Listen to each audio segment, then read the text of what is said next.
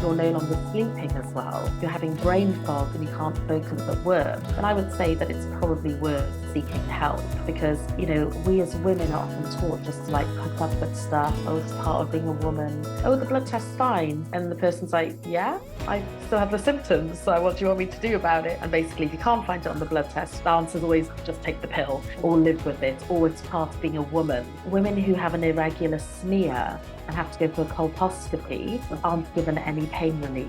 Because a lot of women say in menopause, you know, oh, I look in the mirror and I don't know who that woman is. And, you know, that's a horrible feeling when you lose your sense of identity physically and mentally and emotionally. So all these things are important. It isn't just vanity, it's part of who you are.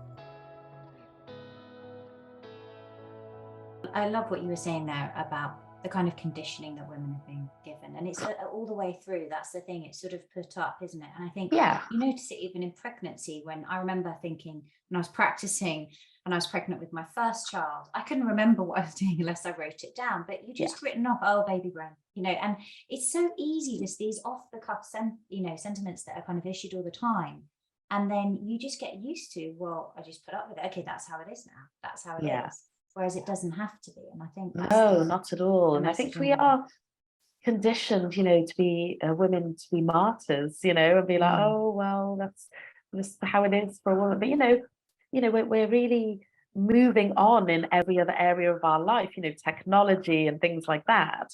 And if you look at what a woman does now in her 50s, you know, a lot of the patients I see have busy jobs or young families or both. Well, you know, 50 years ago was really old. You wouldn't be doing any of that. You're like an old granny, you know. That's like laughable now that you would consider a woman in her 50s like an old granny who's not expected to work or do anything. Or of course, if you don't want to work, that's fine. But even then, you might be just enjoying your life. You want vitality. You know, maybe women want to travel and do things with their partners and things.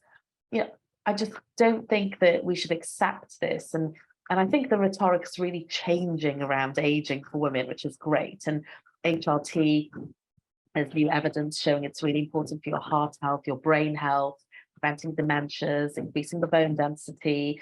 So even just not from the whole, oh, I want to like feel vital and have more energy. Well, from a health perspective, as we're living longer, HRT can be a good idea.